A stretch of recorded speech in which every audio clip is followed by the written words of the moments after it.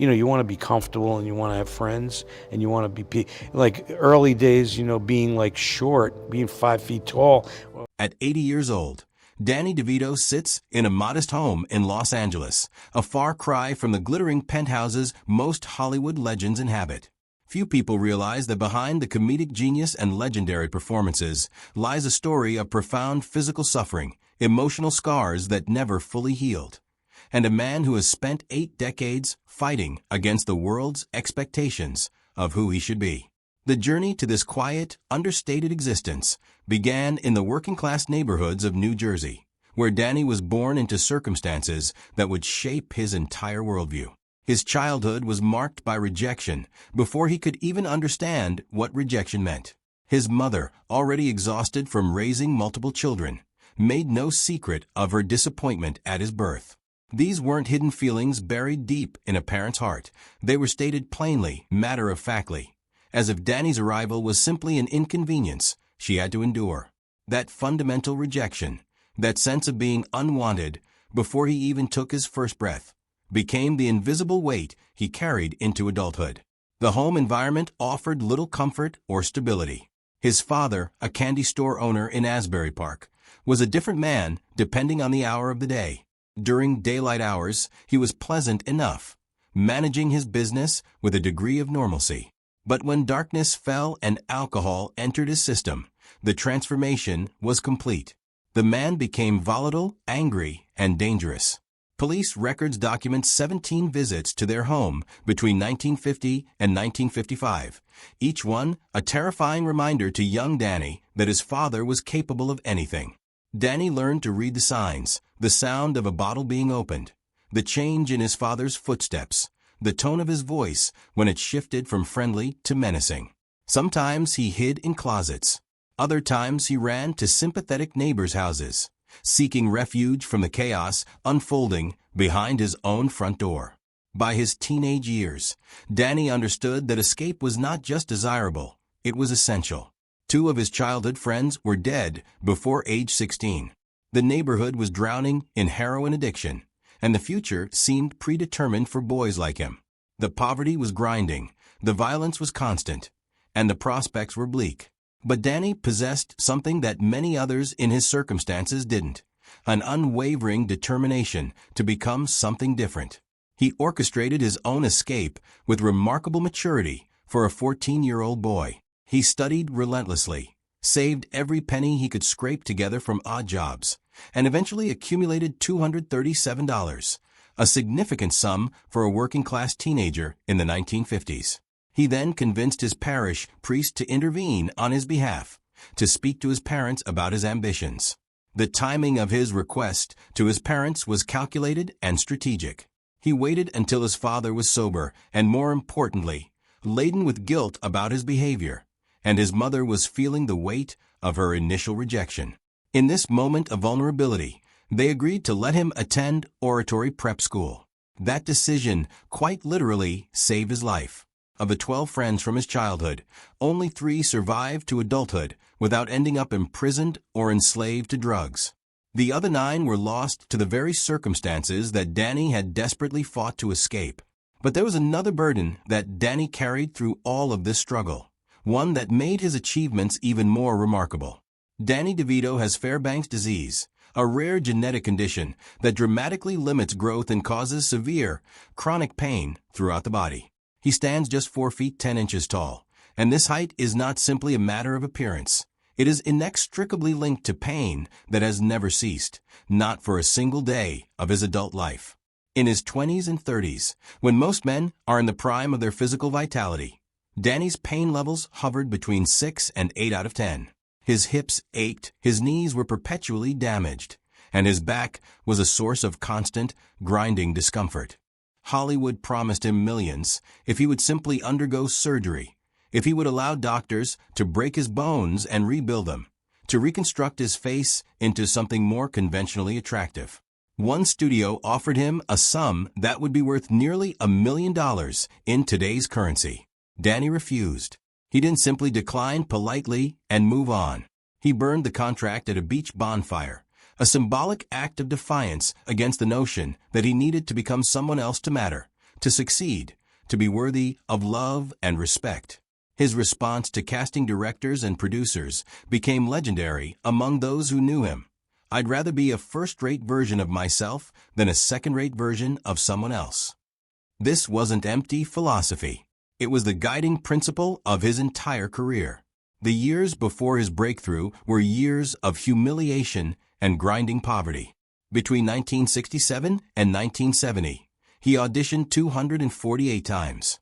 He received exactly 3 small roles, earning less than $800 total. To survive, he took any job available. He parked cars. He stood motionless in a clothing store, acting as a living mannequin. He cleaned animal cages at the Los Angeles Zoo for $185 per hour, reading lines to chimpanzees just to keep his acting skills from atrophying completely. For a period, he lived in his old Volkswagen Beetle, showering at the YMCA and eating meals at soup kitchens. He kept this story secret for decades because Hollywood had taught him that admitting struggle was admitting weakness. When One Flew Over the Cuckoo's Nest became his breakthrough role, it was almost accidental.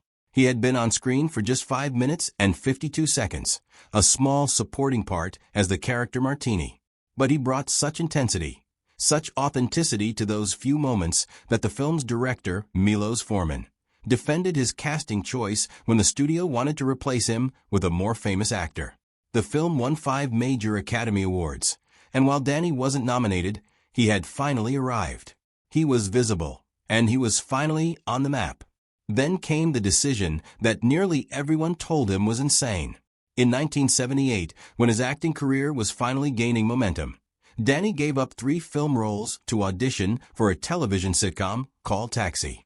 His own agent told him not to do it. Every person in Hollywood said switching from film to television would be career suicide. But Danny read the script for the character of Louis De Palma, a short, nasty, verbally abusive dispatcher, and he understood immediately that this was the role he had been waiting for his entire life. During the audition, he didn't simply read lines. He performed a 7-minute monologue that left everyone in the room stunned. The network was nervous about his height, but the show's creator, James L. Brooks, threatened to quit if they didn't cast him. Danny didn't negotiate for higher pay despite his growing stature. He signed the contract immediately, even though it paid 40% less than other actors in the ensemble were making. The effect was transformative. Within just 8 episodes, he received more than 11,000 fan letters. For a supporting character on a television show, this was unheard of. Louis De Palma wasn't likable. He was nasty, rude, unapologetically awful, and people couldn't look away. The network received 3 to 5 complaint letters every single episode because of his character, and Danny prepared for each scene by sitting alone, silently listing every person who had ever rejected him. That anger, that raw energy of accumulated hurt, went directly into his performance. By 1980, 93% of Americans could recognize the character of Louis De Palma from his voice or outline alone. In 1980, Danny won a Golden Globe. A year later, he won an Emmy Award, which shocked the industry. Louis De Palma wasn't a sympathetic character. He was a villain. But the win proved that audiences could love villains, that they could be captivated by someone deeply flawed and unapologetic. Yet even as his career reached new heights, the physical toll continued to mount. By the time he began appearing on It's Always Sunny in Philadelphia at age 62, his back had sustained serious disc damage. By 2010, nearly half of his filming days were spent in extreme physical pain. His mornings began at 4:30 in the morning with 4 hours of physical therapy. He bounced on a tiny trampoline, endured alternating hot and cold baths, and hung upside down in his trailer to decompress his spine. For one water slide scene, he required 19 takes, and the effort left him with broken blood vessels in his eye. But the scene made it into the final cut. Throughout all of this, Danny maintained a public persona of humor and resilience. He would cover himself in hand sanitizer and slide naked across the floor. He would emerge from a couch in sweat-soaked makeup, earning himself a rash but refusing to stop. When someone asked if it was too much, he replied, "At my age, vanity is just another word for missed opportunity." But behind the scenes, every moment was a negotiation with his own failing body. In recent years, as Danny approaches 80 and moves deeper into the final chapters of his life, the weight of it all has become harder to conceal. His marriage to Rhea Perlman, which lasted officially for 30 years with an additional period of separation and reconciliation, ultimately ended. They never formally divorced, instead working out their financial arrangements privately, without legal intervention. Today, they live less than a mile apart, and Danny still speaks with her every Wednesday and Sunday. They meet monthly at the same restaurant, at the same table, maintaining the connection that was forged over decades of collaboration and intimacy. His current living situation is modest by Hollywood standards. He has no need for the sprawling estates and multiple properties that other actors his age maintain. Instead, he has chosen simplicity, proximity to the people he cares about, and a life largely removed from the spotlight that once defined his existence. Perhaps most remarkably, Danny DeVito has spent the last decades of his life thinking about others. He has quietly donated over $12 million to fund treatments for people with bone conditions like his own, never putting his name on these projects, never seeking recognition or attention. In 2023, he donated $500,000 to the Jersey Shore University Medical Center, the hospital where he was born. The donation was not a publicity stunt. It was simply a way of giving back to the institution and the community that had been part of his earliest memories. Now at 80 years old, Danny DeVito exists in a space between what he was and what he has become. He continues to work, producing and appearing in projects that interest him, but without the desperate hunger that once drove him. He has proven everything he needed to prove. He has surpassed every obstacle that was placed in his path. He has demonstrated that you don't need to be tall or conventionally handsome to be a leading man, to be unforgettable, to change the trajectory of culture itself. Yet the sadness that defines this chapter of his life is not the sadness of failure or regret.